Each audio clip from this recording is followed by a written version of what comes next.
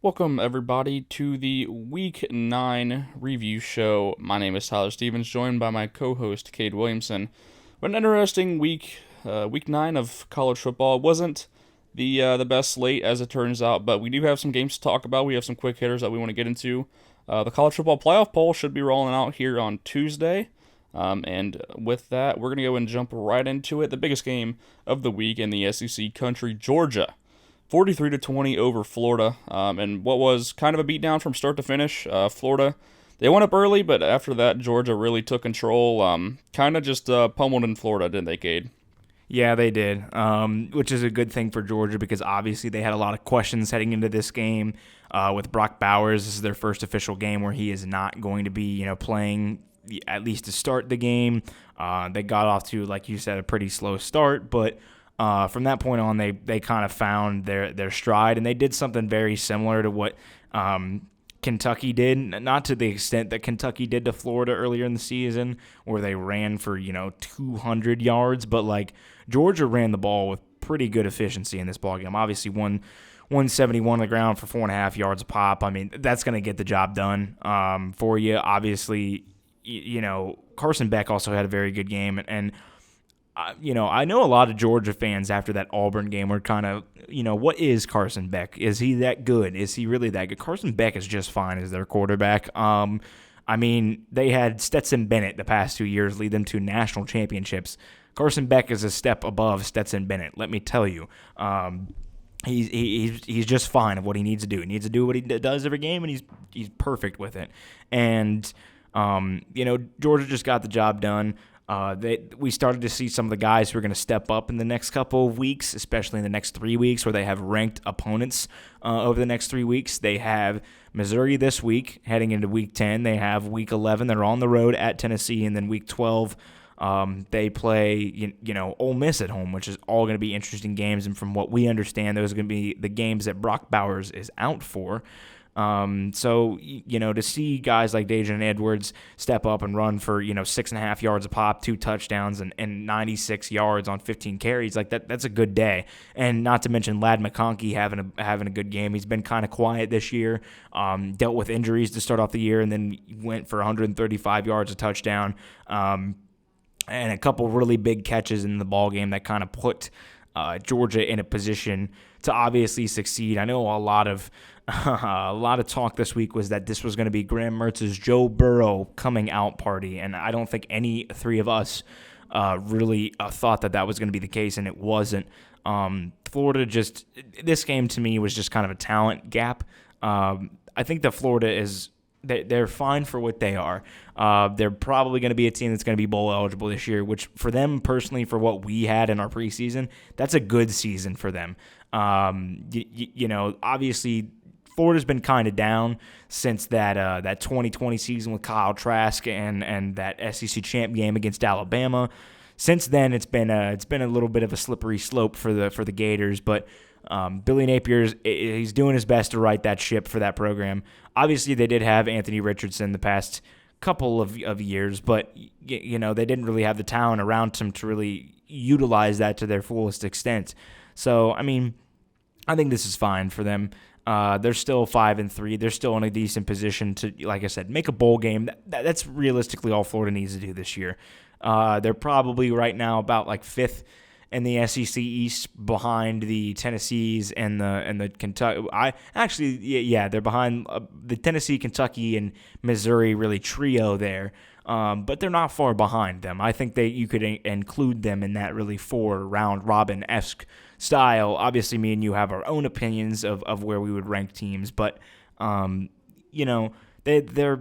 what they are, and they'll be okay moving forward. It's just going to take some time for them. But Georgia, I think this team, they're still here, folks. They have not gone away. A lot of people were possibly worried about this game because they had a bye week. Florida had a bye week. It's a neutral site game. It's the world's largest outdoor cocktail party. It's a rivalry matchup, and they gave it to Florida. And like I said, I just think it was a talent thing.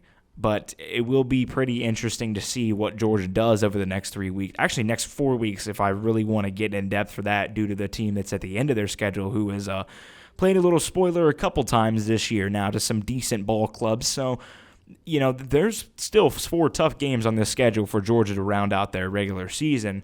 And I just think that they got to keep doing what they're doing. They're going to have guys step up. They've got, the interesting matchups in the next 2 weeks. I messed it up. I flipped up the Tennessee and the Ole Miss game. It goes Missouri, Ole Miss, Tennessee. Missouri and Ole Miss at home, and then Tennessee on the road. So, 2 more home games, 2 more games to show out in front of your crowd. You've got a big one this week against Missouri at home. It's going to be interesting. They've got some decent matchups coming up, but just a good solid win for Georgia this week.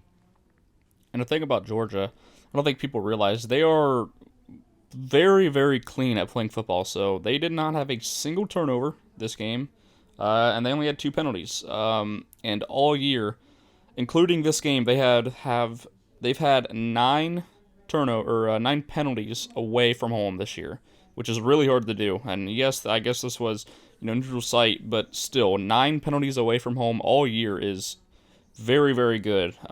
This team looked good, and I think the biggest question is who's going to be able to step up for Georgia in this game. And we seen 2 guys come out, Dominic Levitt and Ladd McConkey. McConkey, obviously, he's back. We know what his talent is, but him actually being back and being a big part of this offense, it definitely helps. And now, if you're doing this without Brock Bowers, if you can bring him back in, whether it's the last week of the season or even the SEC championship game that they're going to end up making, it's going to be a massive thing for them, because if you can do it without him, when you bring him back, it should be just adding another piece to the offense, because if you can get these 2 guys to step up now, it's going to be huge for them down the stretch. But like you said, I think Georgia, they just is a talent gap. They did make Florida look awful, but Florida just after Georgia was able to settle in, they had no answer. But yeah, simple for Georgia. They took care of business, and they're going to go ahead and move into probably one of the bigger games of the season that they're going to play, and it's going to be Missouri. Should be an interesting game. But with that, we're going to go ahead and move to the second biggest game of the week. Oregon. They throttled Utah 35-6. Utah really did not have anything for them. It was an Oregon game from start to finish, I would say. The Oregon offense, they look good. My biggest thing with this game was I thought Utah was going to be a little bit better defensively, but they didn't have an answer offensively, and it put their defense in a bad spot. And Bo Nix once again looks good on the road against top end Pac-12 talent. What did you see in this game? I think that I don't think this game was really. I think this game was pretty simple to see for me. What was your take on this one? I'd agree with you here. I think this game was pretty simple. We both had Oregon. We both had Oregon covering. The line was only 6.5 in this game. I think actually you might have had it a little bit closer than I did, because the biggest issue for Utah is just that they have not been able to find really any pass game offensively this year, and Oregon's been really good against the run, except for really that Washington game. It's been the only game where they've been able to stuff the run, but when you have a very dominating one-sided offense, you can key in on one thing. Bryson Barnes did not have the best of days for Utah, 15 for 29, 136 yards and 2 picks. He was the guy that they have to roll with because he's the guy who can throw the ball more than offense. Nate Johnson's the guy that they put out there and they say, we're going to run the ball to you. And, I think it's just kind of it's that cap for Utah this year. The past couple of years for Utah, they've been able to really capitalize on winning the Pac-12 because the Pac-12 is a little more even toward the top. This year, I think we're starting to see a bit of separation. I still think it's very close toward the top, don't get me wrong, but I think we're starting to see a shade of separation toward that top. And the shade of separation, in my opinion, is that Oregon team. Obviously, they lost to Washington a couple weeks ago, and people are going to say, well, Oregon shouldn't be ahead of Washington. Washington beat them head-to-head. I mean, Oregon's played very well since that loss against Washington. Washington's been still a little shaky, so, I thought that Oregon was the better football team that day. I still think Oregon's the better football team than Washington is currently. I think if you rematch them right now on a neutral field, Oregon takes care of business in that game. Probably by maybe a touchdown, I'd say. Maybe a touchdown, maybe 10 points, something like that. But, Oregon is just sitting there and Oregon's saying, we're here. And we're not just here because of in the Pac-12. We are here for a national conversation. All Oregon has to do to make the playoff is win out, because they would likely have probably the best out of the teams that would probably be conference champions. They would have the best or the second best resume on their plate. The only ones that I could possibly think of are if Ohio State were to win out, or even Georgia to an extent, because they have a couple of decent wins and games coming up. But if Oregon does run the table at this point, they have the best. They're the best resume, in my opinion, in college football at the point when they would be picking the CFP. And that shows me something. I mean, they're battle tested. This team is. It's not that they don't have a tough road ahead. I mean, they got Cal this weekend. That Cal's shown that they have a very, very solid offense this year. They've been able to move the ball. USC, same deal in 2 weeks at home. And they got to travel to Tempe, which is an interesting spot because Tempe's been a tough place to play for a lot of teams this year. They're against Arizona State, and then they got the Civil War to wrap out the end of the regular season against Oregon State. And Oregon State is a very I say Oregon State is almost like a better version of Utah in a sense. I don't know. It's weird because it really for me personally, there's three teams that are very similar in the Pac-12 this year, and it's Oregon State, it's Utah, and it's UCLA, where they kind of have I think Oregon State might be the better team of those three because of the talent at quarterback that they have. They're a team that runs the ball a little bit more, but back to Oregon here and back to Utah is that Utah just kind of they're a couple they're a Cam Rising piece away from probably being a legit contender this year, but instead they're just a very good football team, which it's fine for them. It's just that this year some of the talent in the Pac-12 has caught up to them compared to the past 2 years where they've had to play Oregon at home 2 years ago, absolutely handled business against them. And then they had to play USC at home last year in the regular season, handled business against them. This was probably the spot for Utah to once again say, hey, we're going to play a little spoiler, and Oregon basically, just dominated this football team for 60 minutes. And I think we're seeing now. I think we're seeing that Oregon's here. They're putting their name in the national conversation, and I think they're a contender this year. I do. Yeah, my biggest thing when I was watching this game in the first half, Oregon goes up, 7, and then Utah gets a quick drive off of I believe it was a turnover, and they go 7 plays, 13 yards, and kick a field goal from 32 yards out. Then Oregon goes down and scores. They get 2 more touchdowns, and then once again Utah kicks a field goal that's 30 yards down the field. If they were able to make those 2 touchdowns, and I get the last one was as time expired, but if they could, they could make it 21-14 going in half instead of 21-6, that's a completely different ballgame to look out for. But my thing was just Utah could not finish, especially in the first half. In the second half, they really did not get anything going offensively at all. Oregon's they're just a really good team, and even against that loss against Washington, they are still one of the best teams in the country, and we both reflect that in our upcoming top 25 polls at the end of the show. But I really don't have anything to add on. I think this was just Oregon from start to finish. I think Utah finally ran into that brick wall that they were going to have to face against one of the top, Pac-12 teams that they're going to end up playing that actually does have a defense. This just start to finish, Oregon dominated, and I think we might be seeing an Oregon Duck team that might be looking to hit final gear. I don't even know if they've hit final gear yet, which is the crazy thing to say, but going to a team that we thought was maybe not hitting final gear, but running at the top of the country And Oklahoma, they go down to Kansas 38-33 this weekend in an explosive offensive matchup that I don't think either of us were really predicting, and neither was Blake. We were expecting offense from one team, but not the other, and we were expecting that offense from Oklahoma. But this game, it was crazy, it was wild. It had a rain delay that ended up delaying the game for about 45 minutes. What did you see in this game? I think we were all off, so I'm kind of excited to see what you had in this game. Yeah, this game was honestly just a very interesting ball game because when you looked at it, it really could have gone either way. It seemed like both these teams were kind of evenly matched for a majority of this game. I initially, my initial prediction of this game was 27-22. I had Oklahoma winning, but I switched it up at the last minute and went 37-20 because I thought that Oklahoma or Kansas not having Jalen Daniels was going to be big for them. It didn't matter. I mean, Jason Bean, he didn't play lights out. He really didn't have the greatest game. I mean, he was 15 for 32 for 218 and 2 interceptions, but they just stepped up when they needed to in this game.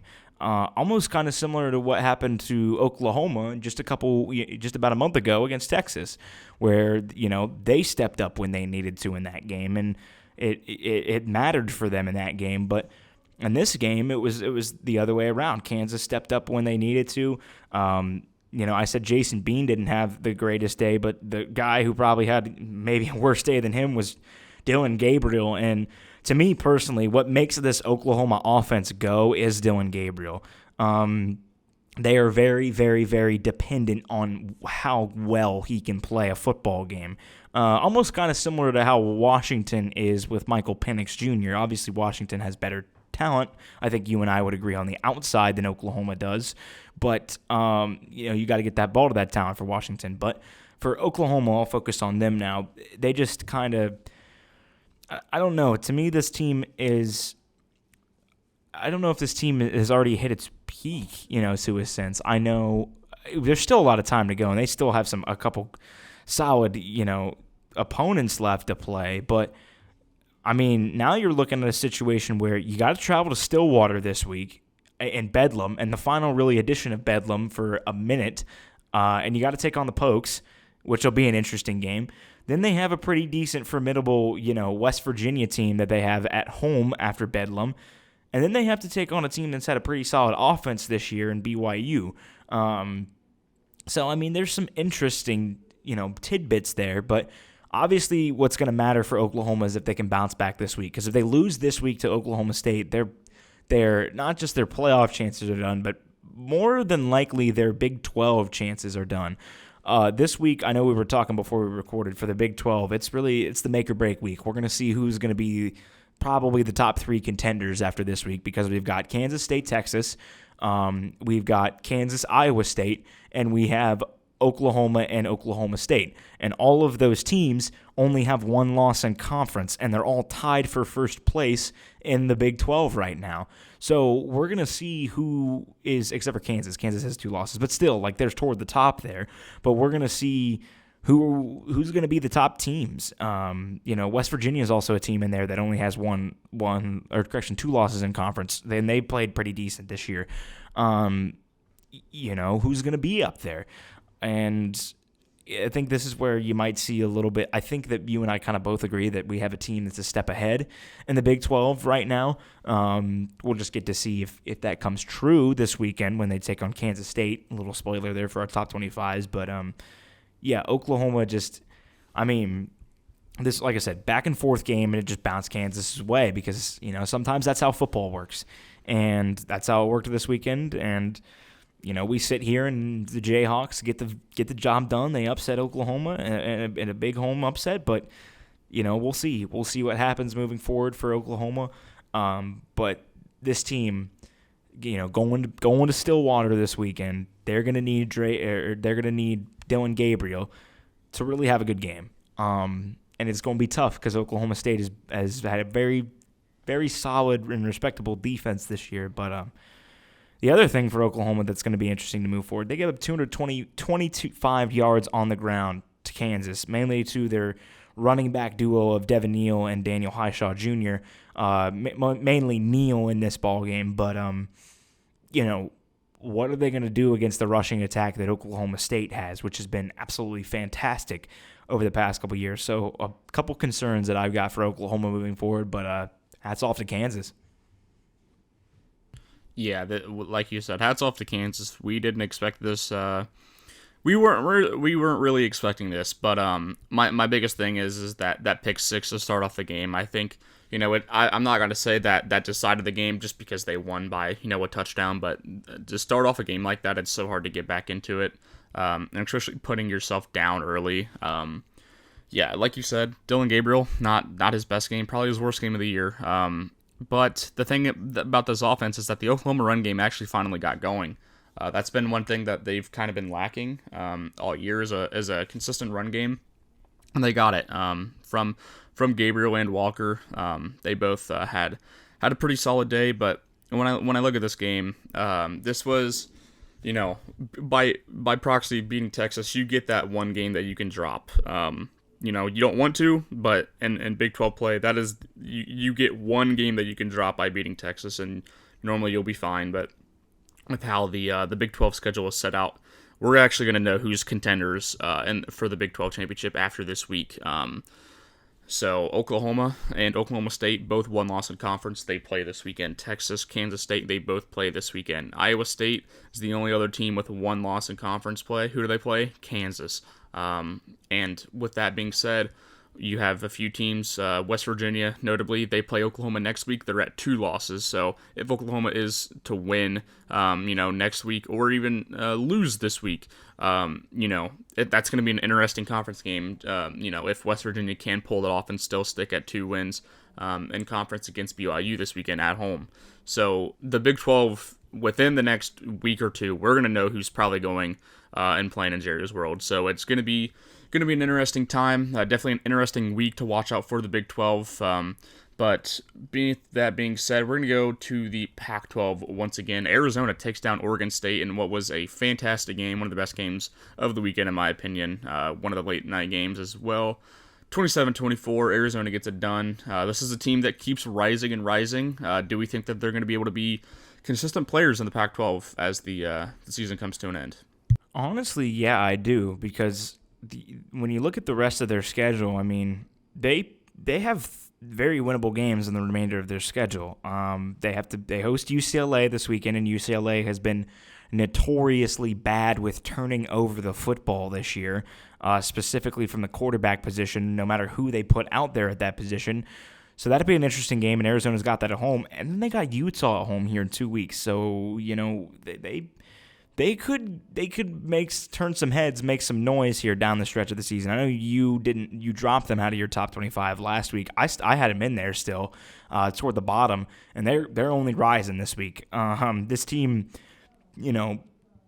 we noticed after really the USC game that this was a good team. Like, this was a good team. It wasn't that they were a bad team. This is a pretty solid Arizona team, and they've proved it the past 2 weeks. Absolutely throttled on the road a ranked Washington State team, and then took care of business against Oregon State. Good wins for them. Good wins for Arizona there. Not much more that needs to be said about that team. That they're in a position where right now they can make some noise, and they're putting themselves in that really middle of the Pac-12 race. What the loss does to Oregon State is it takes them out of that top echelon. Not in the sense of their talent, but more in the sense of where they're ranked in the standings, because they got to win out now to even have a shot to sniff the Pac-12 championship game. That's their only chance. They still technically control their own destiny.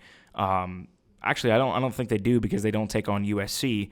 So they would need one of Oregon or Washington to either defeat USC or lose to USC, and then they would have to beat both Oregon and Washington to wrap out the season. So it's going to be interesting for Oregon State moving forward. Obviously I talked about Oregon and them a little bit earlier, but the more I think about that matchup against Washington, games in Corvallis, that's an interesting matchup to me personally. That's a very, very interesting stylistic matchup, especially with Washington kind of playing a little, rocky as of recent. And not to mention that they, in another sense, they have some tough games coming up. And if they can get through these next 3 games, obviously they're probably going to end up making the Pac-12 championship game, but they got USC on the road this weekend, which is going to be an interesting game. But to really shy back and get back to the Pac-12 talk with Oregon State and now, this was just a very even game. Like you said, it was a very fun game. Obviously, a big turning point in this game was that gaffe before halftime, which, I don't think it made the difference of the game, but it kind of did to a sense, and points scored. But before half, as time was about to expire, Oregon State ran a fake field goal with 1 second left and came nowhere close to the end zone from the 20-yard line. Take your points there. I mean, they would have taken a lead in halftime. It would have been 13-10. They would have taken a lead in half. And not to mention that, but, you take your points right there. There's no point to get aggressive and run a fake field goal in that situation. I mean, there's no reason for you to do that right there if you're Oregon State. So I don't know.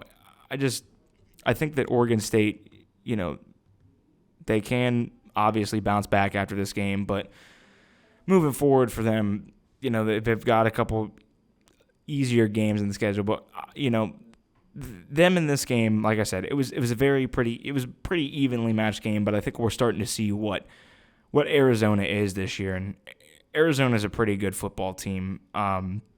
They're just going to hang around. They're scrappy, and that's all you really need to do is you need to hang around and you're scrappy.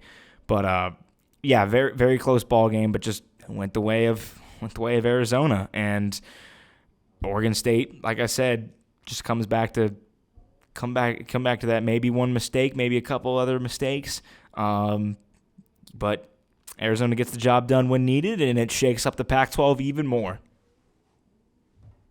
Yeah, my biggest thing going forward is Fafita, the backup quarterback for Arizona that's came in. He has played fantastic down the stretch, and as Jaden Delora starts to get healthier and healthier, it sounds like they want him back in, but for me, I almost would probably leave Fafita in because he's been playing fantastic football for Arizona, and since he's came in, that's kind of when the team has started to rally and to get going.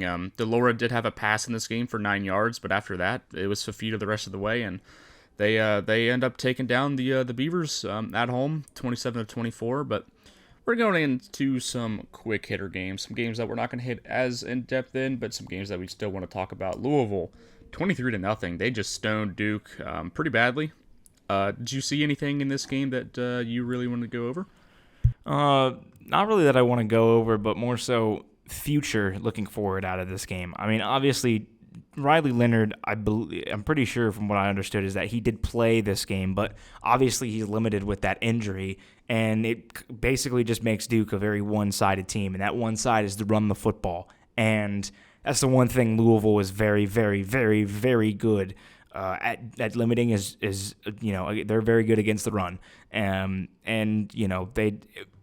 Blake hit the nail on the head with this game in the sense that he said, all that really needed to happen was that it was a similar game to Louisville against Notre Dame. They were in a good position. Duke was not in a good position. And that's what it came out to be. I mean, Duke in this game, when you look at it overall, Duke barely had 200 yards of offense. Like, I understand that your star quarterback is kind of hurt and he's not playing 100%. And Riley Leonard didn't even play very well at that, probably due to injury. But, that's a big key there. But, Louisville just had a field day running the ball. I mean, they ran the ball for 234 yards on Duke. Just kind of dominated the game overall, which, it puts them back in a position with a game we'll talk about here in a second. All they got to do is take care of business at home against the Virginia teams the next 2 weeks, which is tougher said than done, and then they got to travel to Miami.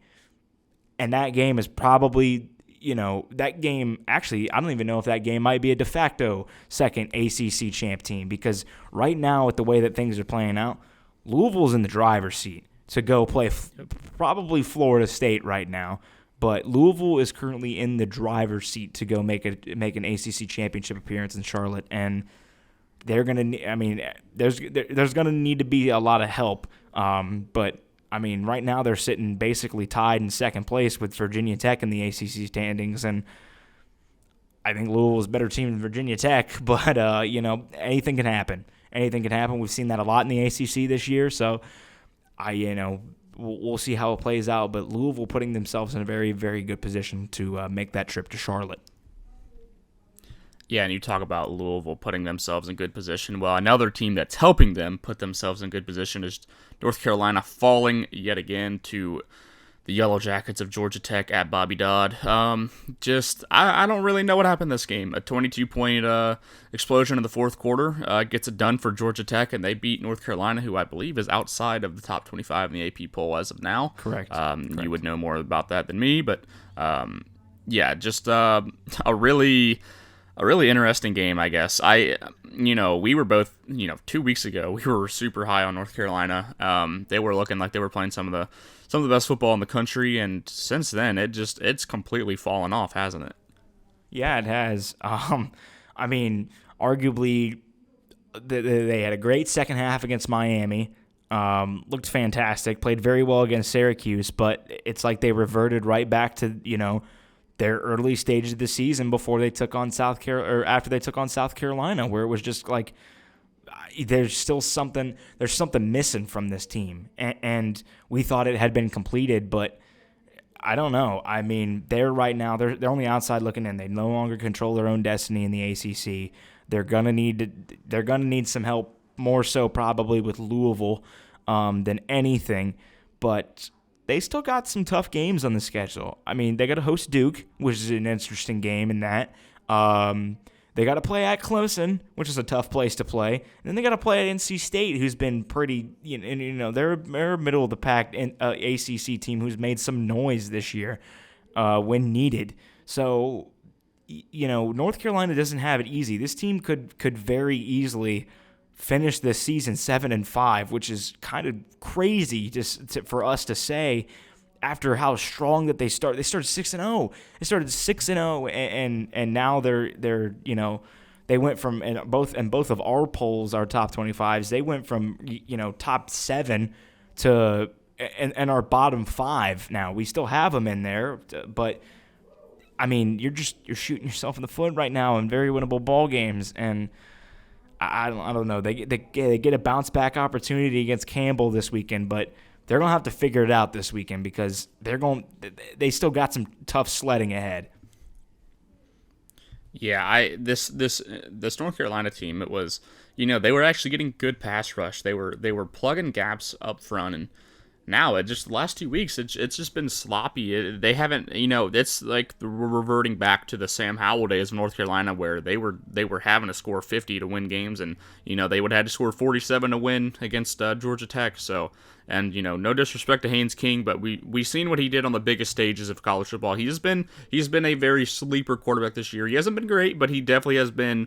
He's been much improved since his Texas A&M days, but still a game you have to win. I get you come off that tough loss from Virginia at home last week, but you have to bounce back, and they didn't. So, but talking a team that has to bounce back, and they actually did, but in very sloppy fashion at home. Penn State, they sneaked by Indiana, 33-24. Indiana had some big plays in this game, and they put Penn State behind. It was a 3-point game at halftime. Penn State was up, but just a weird game. Drew Allar does, I believe it was a 57-yarder on end the game at the very end of the game to win it. But just a sloppy game. We were both kind of worried about the Penn State offense, especially after the Ohio State game when we've seen what they did against tough competition. Do you have any takeaways that you want to add to this game? I don't really know what to say about Penn State anymore because, I kind of said after the Ohio State game, I didn't think that this team was as good as last year's team. I thought it was I was very high on that Penn State team last year. I think this year's team honestly might have more talent on the field, but the way that they've played this year, I don't know if they're as good as last year's team. I thought Penn State last year was a top 5 team in the country. I've said that a lot this year. I've said that a lot when we've talked and everything, but Penn State at this point, I know what this team is. I know what this team is, and this team, to me, they have a peak. And the peak of this team is that they're a very good football team, but they have very, very, very glaring offensive struggles. I think that this defense is good. I think that this defense has been given a little bit too much of a boost up this year than what people have been saying about this defense. I think it's good. I just don't think that it's elite. And I will stand by that. I think that this defense is, I don't want to say overrated, but to an extent, that's kind of the word that I have to use. But I don't know. I don't know where Penn State goes this year other than 10-2, which is the same place that they've been. And a lot of people were saying, well, maybe this year is the year that they take the step up. Maybe this year is the year that they beat Ohio State. I have said, it's next year. Next year is the year for them. Now I'm even concerned about that because I don't know what more Penn State can do with what is the capabilities are at that program. James Franklin's a good coach. He beats the team he's supposed to beat.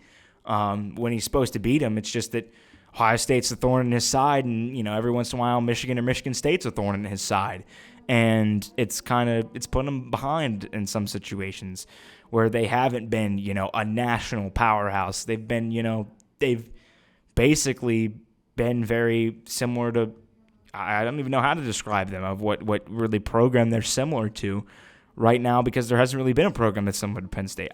I don't know. I personally think, they have – I don't even think that this week is really a bounce-back game because they got to travel to Maryland on the road. And I understand that Maryland is one of the worst teams in the second half this year, but it's a road game. It's a tough – you got to go travel on the road, and then you got to travel back home. You got to take on Michigan at noon. And Michigan, a lot of people think, is the best team in college football. I know you and I think that they're the best team in college football. And I don't know what Penn State is going to be able to dial up for Michigan. I don't know what anybody really is going to be able to dial up for Michigan this year, to be said. But I don't know. I think the Penn State just kind of has a ceiling, and we're seeing the ceiling on this team. They're a very good team that's not taking that next step up like they've been, countless years. And if that's what you want to be as a program, that's just fine. 10-2 is nothing to scoff at. That's a good year. I mean, it's by any really, standard by most teams, that's a good year. Like, that's a really good year. But when you're Penn State and you got the history that you got and you got the expectations, it can be a little daunting. But, I think that they're fine. Penn State's they're fine. They're good. They're a good football team. They're a good program. It's just that until I see them take the step up, I'm just going to think that they're going to be 10-2 every year or 11-1. A very good 11-1, a very good 10-2 team, but I don't know. I just think that something's a little off this year. This team might be the wide receiving core, might be a little bit of the defense. I don't know. That's just my opinion. Yeah, this was the year I was expecting to them to take the step up. I had them winning the East and going to the playoff, but it doesn't seem like that's going to be happening this year. Unless, a wild win against Penn State, or against Michigan, could go a long way, but as of now, I don't think either of us are going to be on that train, but we're going to be going ahead and we're going to end the show off with our top 25s. I'm going to go ahead and start with my 25 through 21. New to my poll for the first time this year, Oklahoma State jumps in at 25, playing really good football down the stretch right now. Louisville jumps back in from a few weeks ago to 24. UCLA at 23. North Carolina falling all the way from 7 2 weeks ago to 22 now. And another ACC opponent in front of them, 21 at Miami. So mine, I do have two teams falling out. I might get a little flack for this first team. USC falls out of my top 25. They were 25th. Duke falls out, obviously, with their loss. But I do want to preface and say a couple teams I have pretty close. I have two Big 12 teams that are just missing out, and West Virginia and Oklahoma State. And USC is also right there. I still think that, them in Washington is going to be an interesting game this weekend. I think it'll be a competitive game. We'll get to that when we get our preview of Week 10, but it's an interesting matchup. But to start off, 25th, I got Louisville. They re-enter my poll. 24th, I got Kansas. They re-enter my poll. Texas A&M stays in the top 25. Texas A&M at 23. Miami at 22. And North Carolina dropping all the way down to 21. You talked about them dropping out. I'm not going to drop them out just yet, but they are getting dangerously close to making me really mad. 20 is the USC Trojans. 19, Notre Dame. 18, Arizona, back in my poll from last week. Had them at my 26, but I think they just looked really, really fantastic this weekend. 17, K-State, and 16, the Rebels of Ole Miss. All right, at 20, I got Tennessee. Tennessee is going to be my number 20. At 19, I have UCLA. 18, I got Utah. 17, Oregon State. And 16, boosting up really about eight or so spots, but boosting up into the teens, Arizona at 16. At 15, I have the Missouri Tigers. 14, Penn State. 13, the Utes of Utah. Not gonna punish them too much. Just don't think they really could have done too much this weekend. But at 12, I have Oregon State, and 11, I have Tennessee. At 15, I have Missouri. At 14, Kansas State moving up 10 spots this week. 13, I got Ole Miss. 12, I've got Notre Dame, and dropping down just a shade is at 11, I have Oklahoma. I have Oklahoma at 10, LSU back in my top 10 at 9, Florida State at 8, Washington at 7, and the Crimson Tide at 6. At 10, I have LSU. At 9, I have Penn State. 8, I have Florida State. 7, I have Washington. 6, I have Alabama. 5, I have the Longhorns of Texas. 4, Ohio State.